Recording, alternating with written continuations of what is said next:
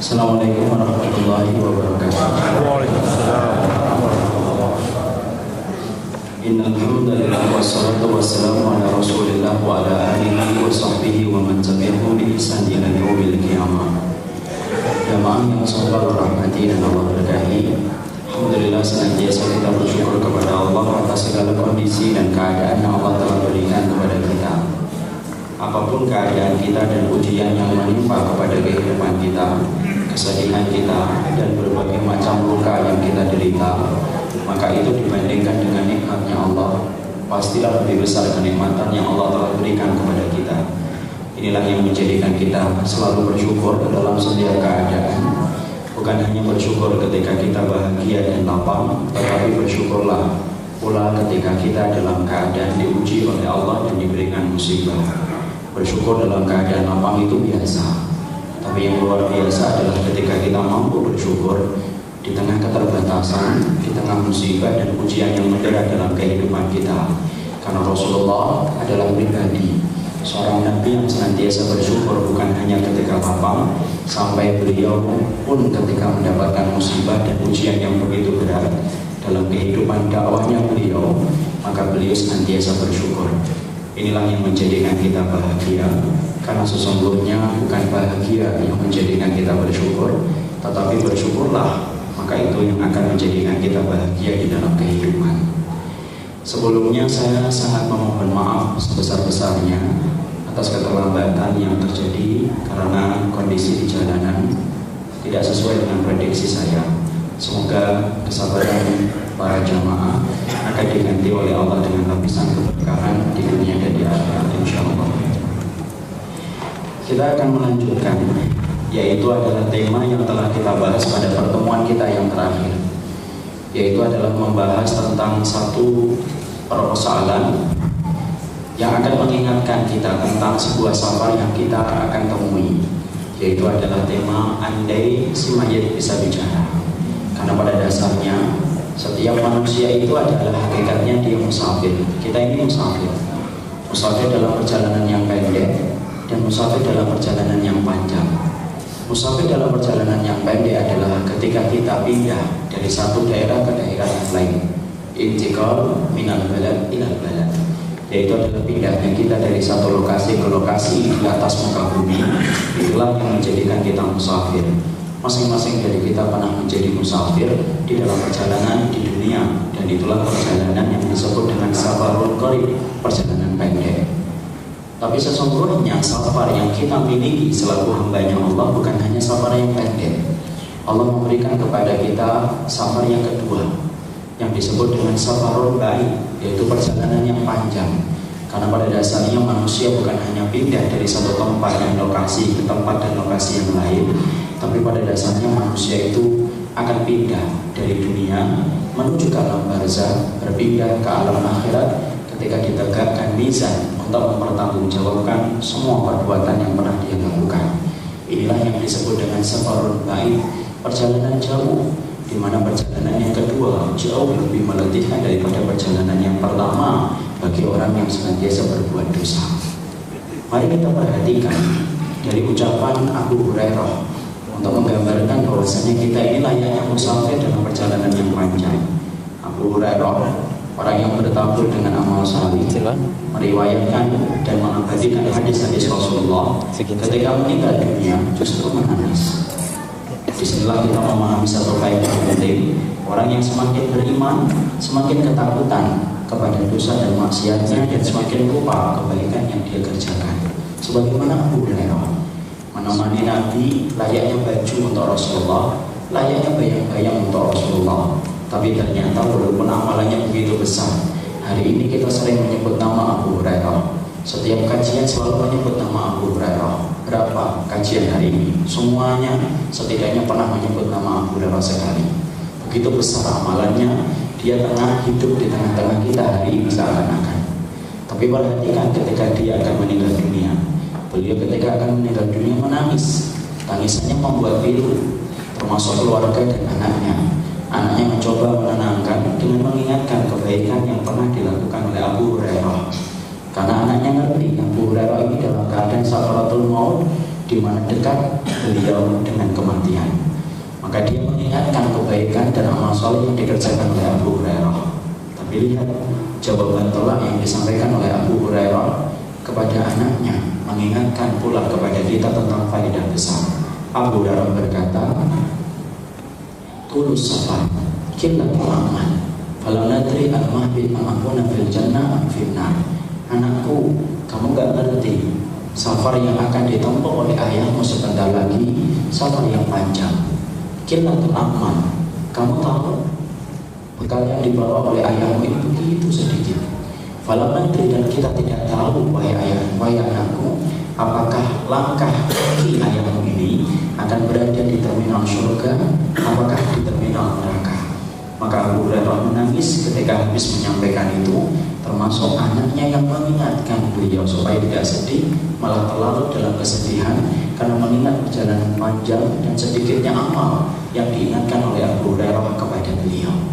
Disinilah kita mengambil faedah, manusia itu pada dasarnya adalah musafir, baik dalam musafir yang pendek maupun dalam musafir yang panjang. Ketika kita menuju kepada alam barzah, untuk menuju kepada kampung akhirat kita, ditegakkan mizan untuk mengadili perbuatan kita. Maka layaknya musafir dalam perjalanan yang pendek, kalau kita akan menuju kepada tempat yang asing, kita sering bertanya kepada orang-orang yang pernah singgah ke tempat itu, bagaimana sifat daerah itu, bagaimana sifat orang-orangnya, apa yang perlu kita lakukan supaya kita terbiasa dan mampu beradaptasi di tempat yang baru. Itu sering menjadi lumrah ketika kita akan pergi ke tempat yang baru. Kita sering bertanya sama orang yang tinggal di daerah itu, Bapak, tiba-tiba diputuskan oleh atasannya, kamu pindah ke Buntang. Maka kita akan mengontak teman-teman kita yang pernah ke Buntang. Buntang itu gimana ya? Jauh atau dekat?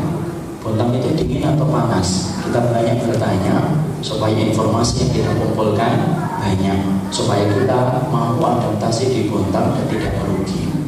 Sama pula ketika kita umroh, jamaah umroh kalau berkali-kali sudah tidak lagi bertanya. Tapi kalau jamaah umroh baru pertama kali ketika akan umroh, sering tanya kepada orang yang sudah pernah umroh, susah tidak manasik umroh? Cuacanya bagaimana? Apa yang harus saya persiapkan kalau saya umroh? Hari ini cuacanya kayak apa? Dingin ataupun panas? Dia banyak bertanya supaya dia ketika umroh tidak perlu terbebani dengan banyak masalah ketika dia sudah mengumpulkan informasi. Kita bayangkan kalau ada jamaah umroh perdana dia berangkat, tapi dia tidak bertanya. Di sana musim dingin, dia tidak mempersiapkan jaket.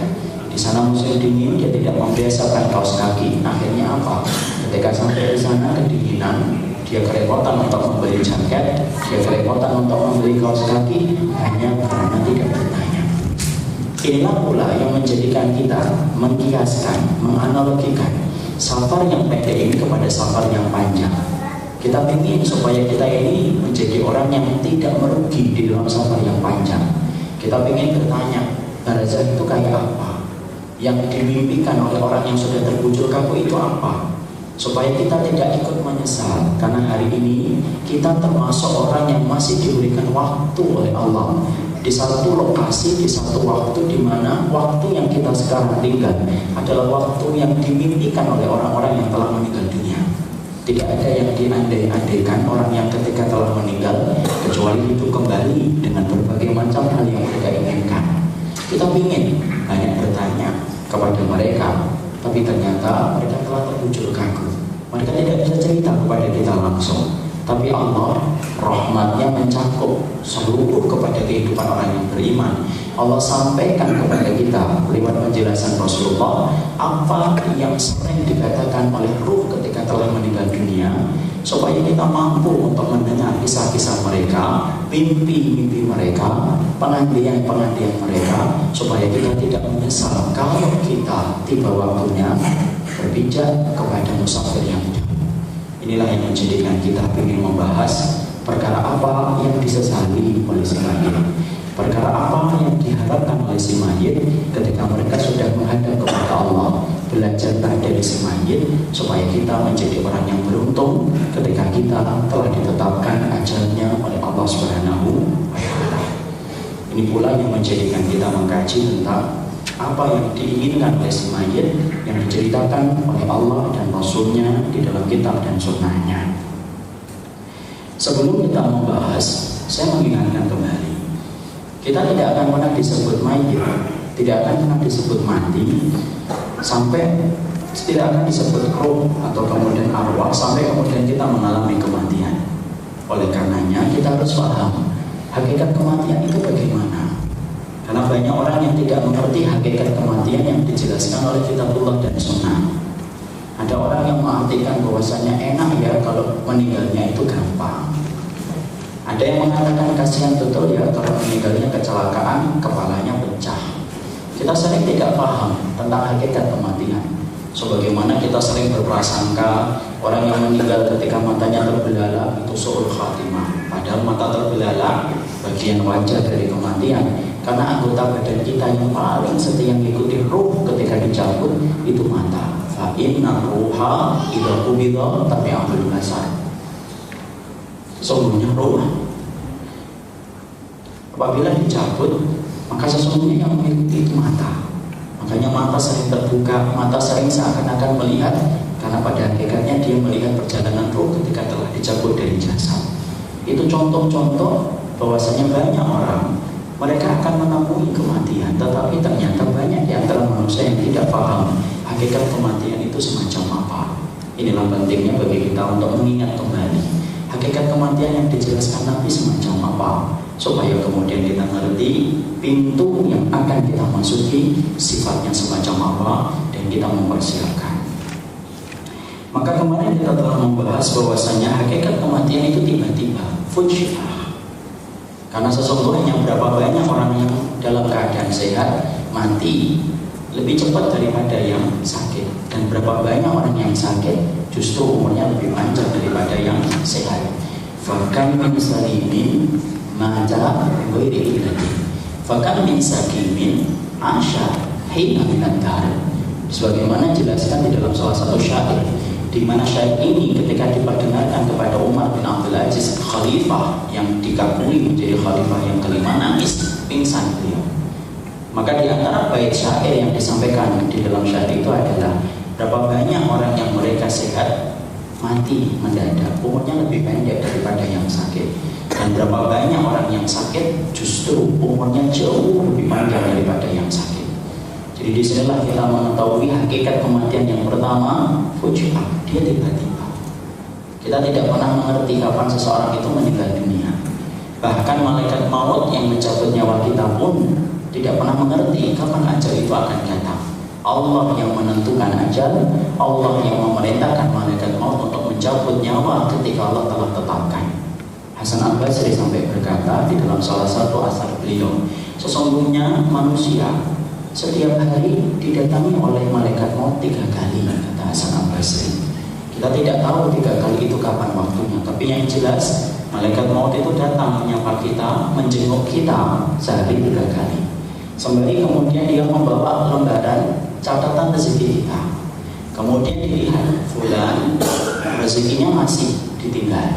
Kalau kemudian rezekinya masih ada. Lalu kemudian dicek lagi di waktu yang kedua.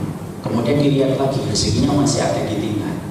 Kemudian dilihat lagi yang ketiga, rezekinya masih ada ditinggal. Tiap waktu sehari 3 kali. Hari ini pun kita mungkin sudah dijenguk oleh malaikat maut 3 kali. Rezeki kita masih ada, makanya masih kumpul. Ustaznya masih menyampaikan rezekinya masih ada. Makanya kemudian setelah 3 kali terus dijenguk sampai kemudian dia mendapati catatan rezekinya udah habis. Kalau sudah habis, malaikat maut kemudian datang bersama dengan para malaikat. Kalau dia adalah orang yang beriman, maka sesungguhnya malaikat maut datang bersama para malaikat yang berpakaian putih. Ma'am kafanun min akfanil jannah wa hanutum min hunutul miski. Maka malaikat-malaikat yang datang berpakaian putih bersih membawa 2 barang, kain kafan dari surga dan minyak wangi dari surga. Dicabut nyawanya oleh malaikat maut dari atas kepala. Malaikat maut itu kalau mencabut nyawa bukan dari samping kanan, bukan dari samping kiri, tapi dari atas. Makanya ruh ketika dicabut yang pertama kali dingin kaki kita. Makanya kemudian kita diperintahkan untuk mentalkin dari sebelah kanan menjorok ke atas kepala, talqin di situ. dan di atas kepala orang itu, disitulah malaikat maut mencabut nyawanya. Maka kemudian ketika malaikat maut sudah mencabut nyawa, kata Hasan Al-Basri, maka kemudian malaikat maut itu melihat keluarganya nangis menyesali bagaimana kemudian kepergian anggota keluarga mereka yang mereka cintai pergi. Tahukah kita, malaikat maut bicara kepada kita, kata Hasan Al-Basri.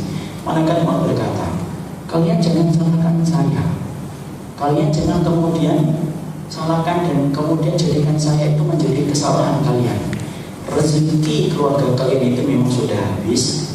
Kalau kemudian tidak aku cabut, dia pun tidak mampu hidup karena rezekinya sudah habis. Maka sesungguhnya ketika aku habis mencabut ini, aku akan mencabut kalian. Sebagaimana aku tetap mendatangi kalian 3 kali dalam sehari. Kata Hasan Al-Basri, bahwasanya kalaulah keluarga-keluarga yang menangis itu mengetahui apa yang dikatakan oleh malaikat maut, maka semua keluarga yang menangisi keluarganya yang telah meninggal dunia akan berhenti untuk menangis. Lalu kemudian mereka menangisi diri mereka karena mereka akan didatangi oleh malaikat maut untuk mencabut nyawa mereka. Inilah yang kita pahami. Kematian itu fujah, kematian itu tiba-tiba, dan kita tidak pernah mampu untuk mengagendakan dan merencanakan kematian. Dan ada yang kemudian berkata, enak ya Ustaz, kalau matinya itu gampang, mudah, 3 kali cekukan meninggal, tidur mati. Karena kemarin ada orang, saudara saya meninggal, katanya cekukan 3 kali. Orang-orang berkata, enak banget ya, meninggalnya gampang, cekukan sekali, kemudian diraba oleh istrinya, cekukan 2 kali, diraba lagi istrinya, cekukan 3 kali, sudah tidak ada. Kita lalu sering berkata, enak betul orang yang meninggal tiba-tiba. Mari kita ambil perkataan Ibunda Aisyah untuk menggambarkan bahwasanya kematian apapun itu pasti berat. Tidak ada mati yang gampang. Maka Ibunda Aisyah berkata, dulu sebelum aku melihat Rasulullah SAW meninggal dunia, aku sering iri kalau ada orang yang aku lihat meninggalnya tampaknya mudah dan gampang. Tapi setelah aku melihat Rasulullah meninggal di atas pangkuanku dan melihat sakaratul maut yang dilewati oleh Nabi, yang begitu berat dirasakan oleh Rasulullah, padahal beliau adalah manusia yang paling Allah cintai di atas muka bumi ini, ternyata begitu berat Rasulullah merasakan sakaratul maut.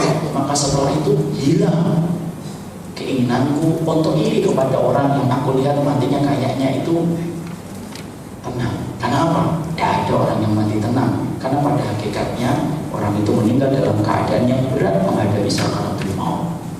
Orang yang mati tiba-tiba apakah lebih baik daripada orang yang mati dalam keadaan sakit? Karena kita sering berkata, yang sakit ngerepotin, yang tiba-tiba meringankan, yang ngerepotin Ustaz meninggalnya gampang. Kadang-kadang kita berkata semacam itu untuk menghakimi dan memberikan vonis bahwasanya orang yang meninggal dalam keadaan tiba-tiba itu lebih baik. Ada Imam Qurtubi mengatakan rahimahullah ta'ala, belum tentu orang yang mati tiba-tiba itu kemudian mereka lebih baik daripada orang yang meninggal dalam keadaan sakit. Kenapa? Kalau orang mati tiba-tiba, ada kalanya dia kekurangan, dia belum sempat mencatat tentang, dia belum sempat untuk kemudian memberikan wasiat, di mana itu ketika tidak dilakukan mengurangi keutamaannya. Kadang-kadang orang ketika diberikan sakit oleh Allah, sakit yang panjang mungkin merepotkan, tapi ketika sakit itu dirasakan olehnya dan dia bersabar, justru semakin lama sakit yang Allah berikan semakin banyak dosa-dosa yang Allah gugurkan.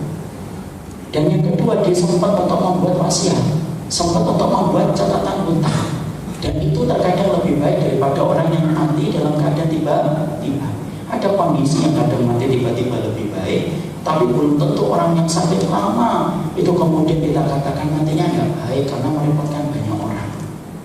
Karena sesungguhnya apa? Semakin lama sakit yang dia derita, kalau dia ihtisab, maka sesungguhnya dia semakin banyak dosa-dosanya yang digugurkan oleh Allah. Ihtisab itu apa? Mengharapkan pahala di sisi Allah atas sakit yang dia derita. Makanya Masya Allah, sampai Imam Ahmad saja ketika beliau sakit pernah beliau merang. Maka kemudian ketika beliau mengerang, beliau didatangi oleh salah satu sahabatnya, diingatkan, ini ilmari, ingat loh, erangan orang yang sakit termasuk di antara ayat Allah, ma yalfidhu min qawlin illa ladaihi raqibun atid. Dicatat itu oleh malaikat raqib dan atid, jangan menerang wahai Imam Ahmad, Imam Tawus memakruhkan orang yang sakit ketika merah, ketika khawatir itu akan mengurangi keikhlasan dan kesabaran.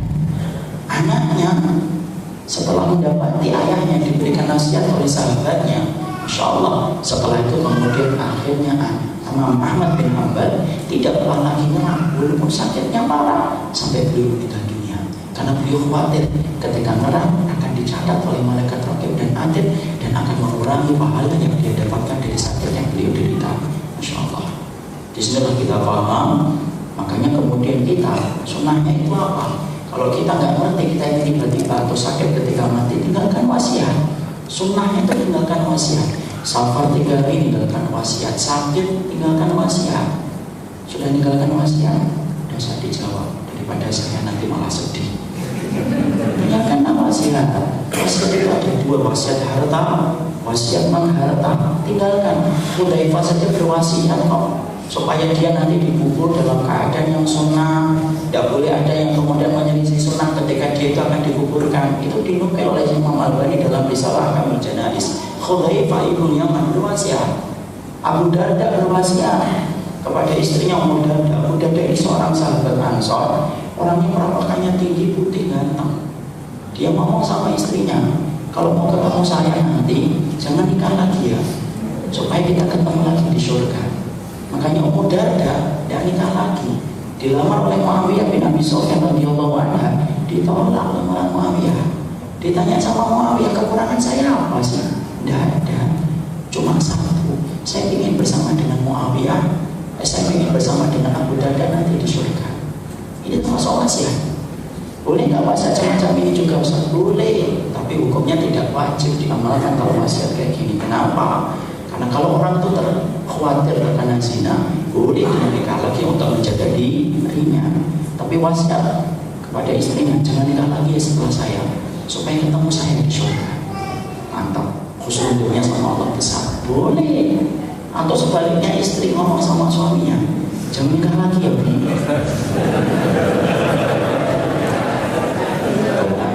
Laki-laki itu sensitif kalau masalah nikah. Itu fitrah makanya saya katakan. Kan? Cuma nikah lagi ya, awas kalau nikah lagi saya hantuin, saya bilang kita jadi hantu kok bangga, jangan bangga. Tapi boleh nggak berwasiat kayak gitu? Kalau wasiatnya jangan nikah lagi boleh, tapi kemudian tidak wajib. Kalau suaminya kemudian dia takut akan terkena zina, maka wajib bagi dia untuk menikah, dan itu merupakan wasiat yang tidak wajib. Wasiat secara umum boleh, kita berwasiatlah, berwasiat sebagaimana Amr bin As berwasiat kepada keluarga-keluarga kita. Contohnya wasiat Pak. Hari ini kalau berwasiat itu contohnya yang saya ingin sampaikan, wasiat Pak, supaya bapak nanti dimandikan dengan cara yang sunnah, dikafani dengan cara yang sunnah, dikuburkan dengan cara yang sunnah kepada anak-anaknya. Karena hari ini saya sering melihat satu kasus, yaitu keluarga-keluarga ikhwan, bapaknya ngaji, ibunya ngaji, tetapi ternyata dia lupa bagaimana mendidik anaknya ketika anaknya tidak paham banyak sunnah. Apa yang terjadi? Ketika bapaknya meninggal dunia, sore ngaji, dan pasti saya yakin dia itu ingin dikuburkan dengan cara yang sunnah. Tapi ketika meninggal dunia, anaknya malah justru nangis, tidak mampu memandikan ayahnya, nggak kemudian mampu menjadi imam sholat, tidak mampu memberikan doa ketika di kuburan. Padahal itu merupakan kesempatan yang terakhir untuk memberikan takzim kepada ayahnya dan ibunya. Ketika kemudian dia menghadap kepada Allah, itu akan dibanggakan oleh orang tua ketika menghadap kepada Allah. Anaknya yang kemudian menghantarkan orang tuanya dengan cara yang benar. Wajib mulai hari ini. Bapak-bapak ini harus ngajarin anak-anak yang sudah balik. Ayo, Abi ajarin bagaimana kemudian memandikan jenazah. Abi ajarin kemudian kamu itu mengkafani Abi. Abi ajarin bagaimana kamu nanti kemudian ketika menyembahkan Abi. Kenapa? Karena itulah anak yang saleh, anak yang kemudian bisa memberikan khidmah yang terakhir kepada orang tuanya ketika orang tuanya itu meninggal dunia. Tapi Masya Allah, karena hal ini tidak banyak disadari oleh orang tua ataupun oleh anak, banyak anaknya cuma sedih.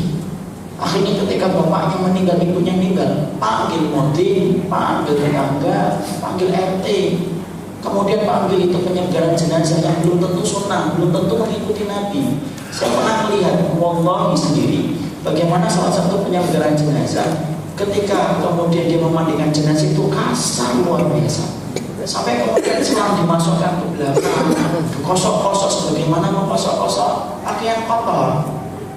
Padahal Nabi mengingatkan kepada kita untuk lembut kepada jenazah. Walaupun jenazah dia masih merasakan perih, sakit, sampai Nabi mengatakan inna kasra adamil mayyiti kakasri adamil hayy.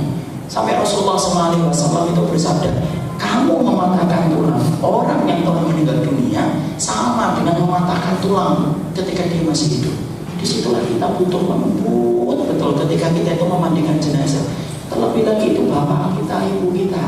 Bapak kalau tidak mau dikasarin orang ketika dimandikan, ayo didik anaknya, supaya kemudian dia nanti ketika kita wasiat, karena kamu yang memandikan ayah. Sebanyak apapun air mata kamu yang jatuh ketika ayah pergi, saya ingatkan, kamu yang memandikan, kamu yang memimpin. Bagaimana bapak dikafani, kamu yang memimpin ketika sholat jenazah. Itu yang paling penting. Saya ingatkan pula bagi ibu-ibu, ingatkan anaknya supaya tidak niyaha. Kenapa saya ingatkan ini khusus untuk ibu-ibu? Karena banyak anak-anak itu lekatnya sama ibu, dekatnya sama ibu. Apa itu niyaha? Jangan meratap.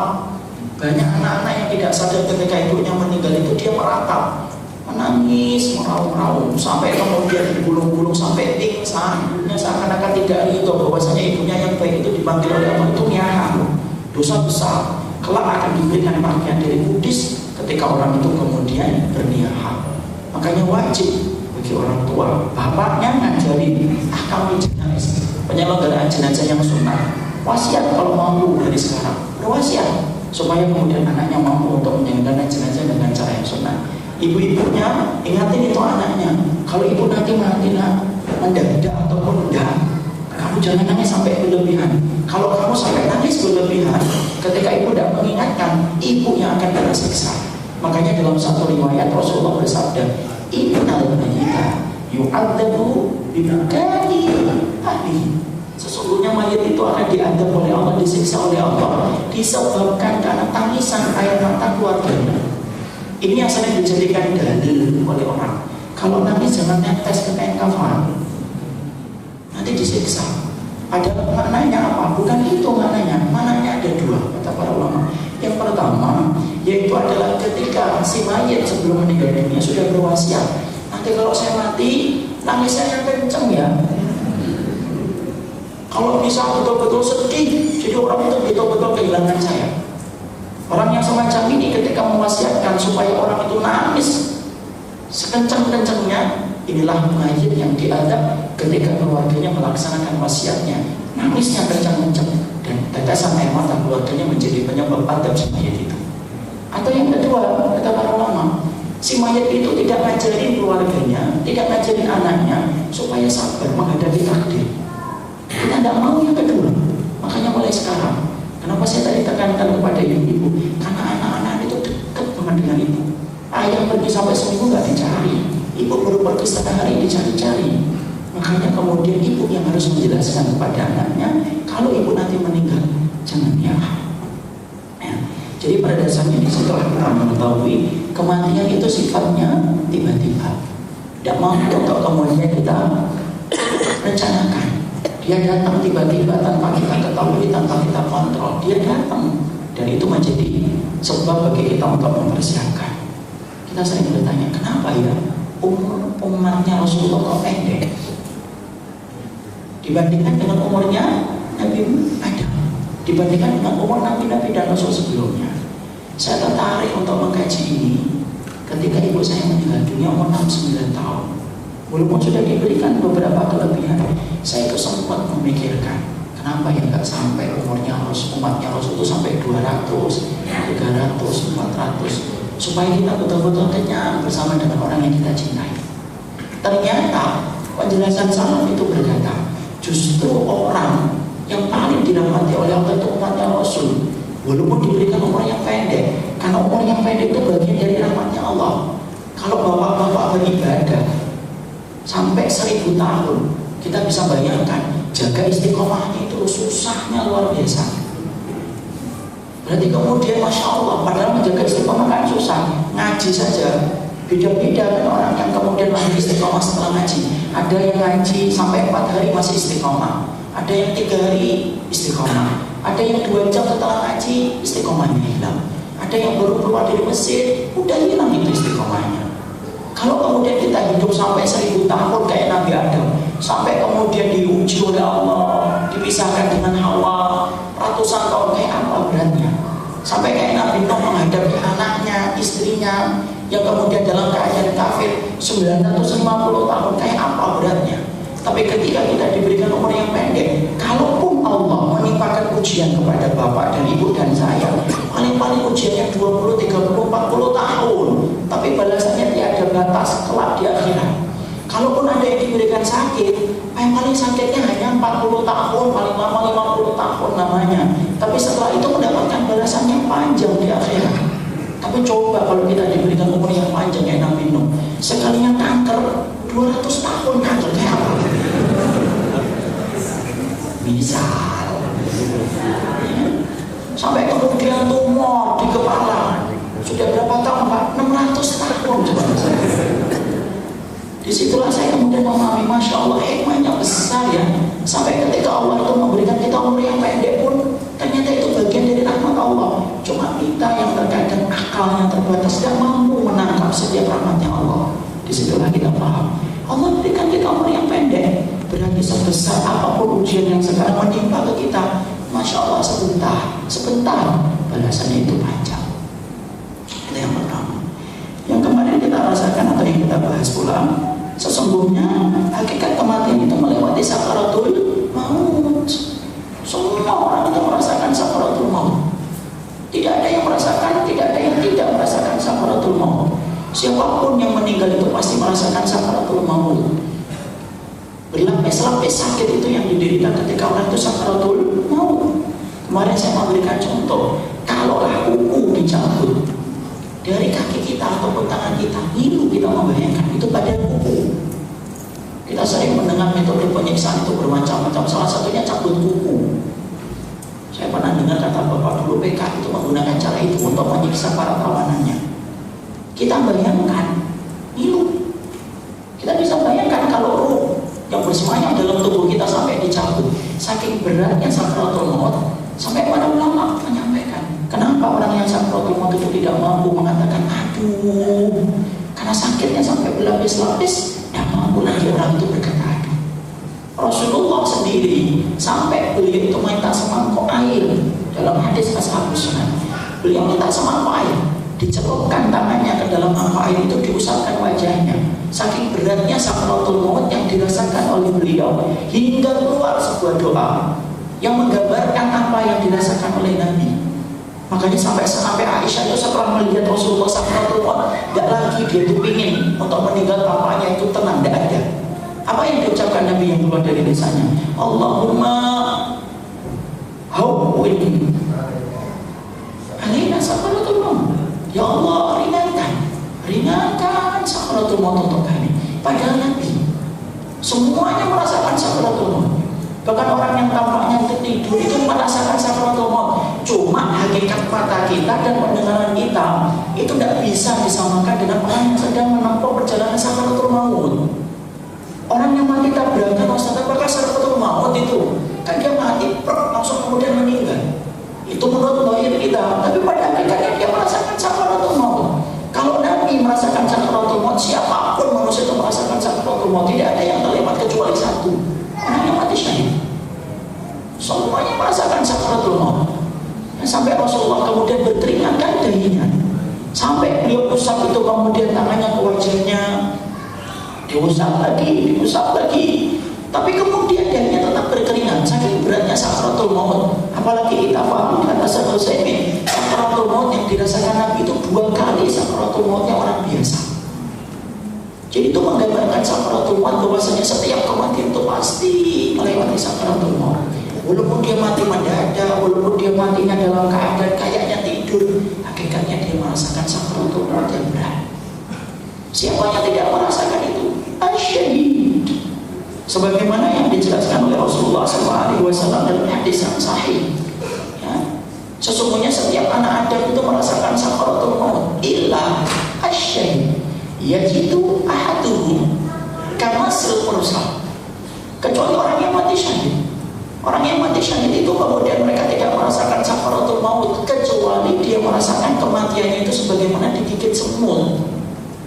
Makanya sampai Abdullah bin Haram, bapaknya Jabir bin Abdullah, ketika sudah masuk surga, dimuliakan oleh Allah untuk bertemu dengan Allah secara langsung. Sampai Allah kemudian Rasulullah mengabarkan, ma kallama Allahu ahada illa min wara'i Jabir wa kallama abaka kifahan. Wahai Jabir, bapakmu itu saking Allah memuliakannya, Allah itu tidak pernah bicara dengan makhluknya kecuali di belakang hijab. Tapi ketika Allah bicara dengan ayahmu, Allah itu bicaranya langsung karena memuliakan ayahmu. Padahal Abdullah Harab sudah mendapatkan surga. Orang mendapatkan surga berarti melihat dunia itu kan sudah hina, betul, sudah di depan surga.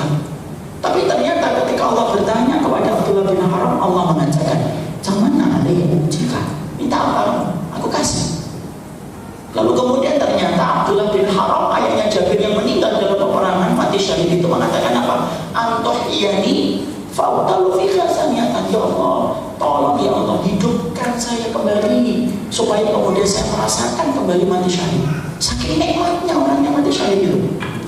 Jadi pada dasarnya orang-orang yang hari ini mati syahid pada zaman Rasulullah hingga hari ini tertebas pedang sampai kemudian kepalanya pecah, ada yang kemudian kena pecahan-pecahan mortal, udah walaupun kita melihatnya secara zahir itu menyakitkan, betul, jangan pakai zahir kita, pakai hadis. Karena Rasulullah berkata dengan wahyu, yang merasa apa-apa dia, walaupun dia mungkin panitia, tapi pada dasarnya dia setelah itu akan merasakan kenikmatan. Kalau dia betul-betul mati syahid, lillahi ta'ala menegakkan kalimat Allah. Ini Masya Allah, itulah keutamaan besar itu. Sampai kemudian orang-orang yang mati syahid ketika sudah di surga selalu ingin balik ke dunia, hanya karena ingin merasakan nikmatnya mati syahid. Itulah hakikat kematian, akan merasakan sakaratul maut. Silakan.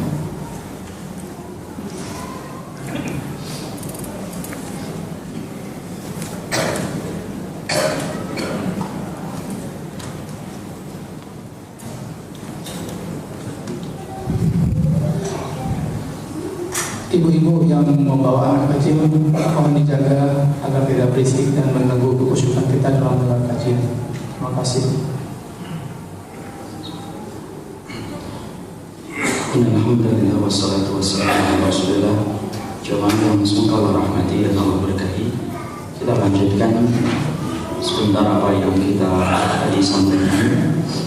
Maka sesungguhnya hakikat kematian yang ketiga yang sudah kita kaji pula untuk kita ingatkan adalah bahwasanya hakikat kematian itu tidak mampu untuk dihindari. Siapapun mereka yang hidup dalam kehidupan ini pasti mereka akan menemukan pintu kematian.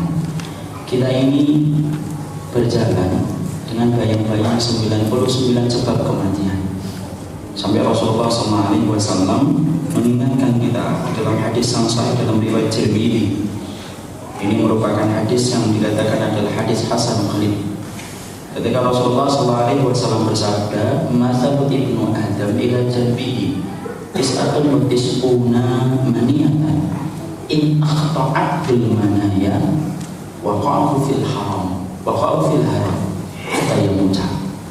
Rasulullah sampai mengabarkan manusia itu pada dasarnya ketika dia berjalan, samping kanan kirinya itu ada sebab kematian yang berjumlah 99. Kalaupun ada manusia yang mampu melewati 99 sebab kematian, maka dia tidak akan pernah mampu menghadapi yang ke-100, yaitu adalah tua. Hatta yamuta, kalau sudah tua maka dia itu akan meninggal dunia. Jadi pada dasarnya kehidupan kita ini beda-beda, Pak. Ada yang sebab pertama langsung meninggal. Siapa itu? Bayi-bayi yang baru lahir meninggal dunia. Ada di antara kita yang meninggal pada sebab yang ke-30 mungkin dengan penyakit gula. Ada yang meninggal pada sebab yang ke-50 dengan penyakit jantung. Ada yang meninggal pada sebab yang keberapa? Ditabrak. Ada yang meninggal pada sebab berikutnya ditusuk. Tapi pada dasarnya itulah 99 sebab kematian.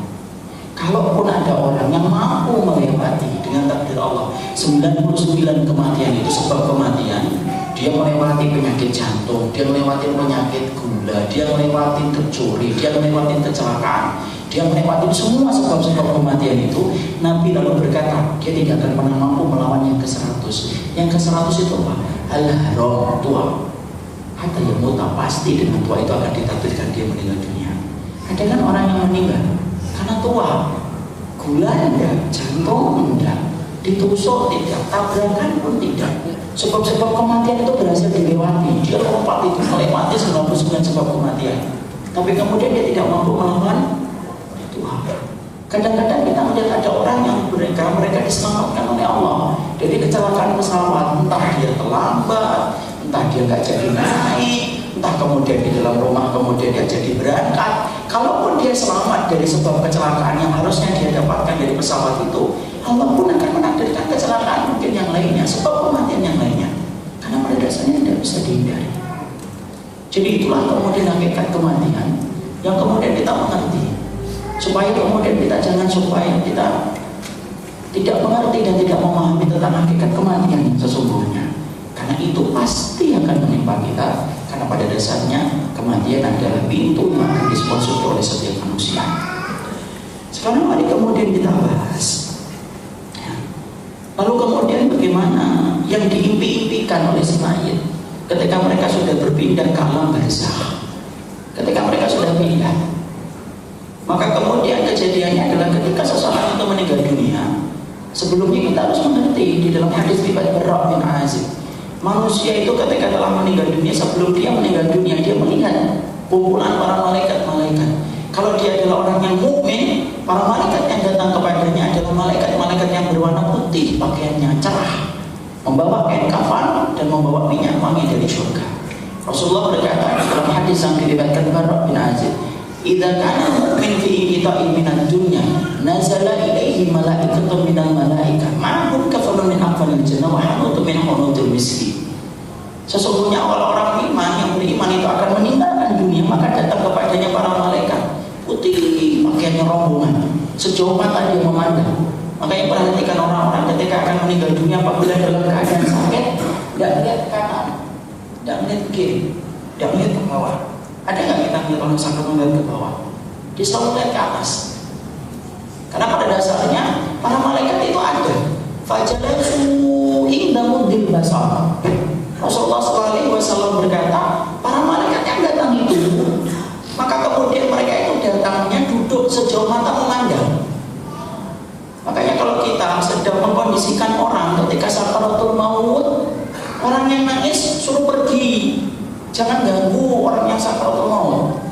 Orang yang kemudian sedih, jangan ngomong apa-apa kecuali kebaikan. Jangan sampai ngomong, aduh bapak susah ini meninggalnya. Tidak boleh. Rasulullah mengatakan, "Fala taqulu ilal khair fa innal malaikata yu'minuna 'ala ma taqulun." Jangan ngomong kecuali yang baik, karena sesungguhnya malaikat itu mengaminkan apa yang kalian ucapkan.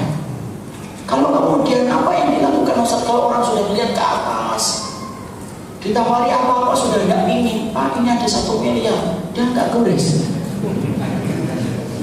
Pak rupanya gratis, dan nggak melihat. Maka itulah tanda sakaratul maut ketika dunia itu sudah rasanya itu sudah hambar. Maka kemudian yang kita lakukan apa? Talqin, tenangkan, ditenangkan. Karena apa? Dia melihat peristiwa besar. Jangan paksa dia untuk kemudian memahami kita. Kadang-kadang ada orang yang tidak paham sakaratul maut bagaimana psikologinya. Nangis-nangis ngomong, Pak tolong dong lihatin saya, lihat saya sebentar Pak. Tidak usah. Kalau sudah semacam itu sesedih apapun, bukan itu yang kita ucapkan.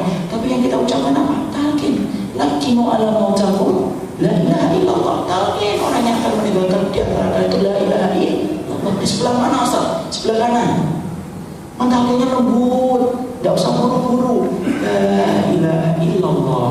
Berikan waktu jeda supaya dia mencapai kalimat yang kita sampaikan. Alhamdulillah.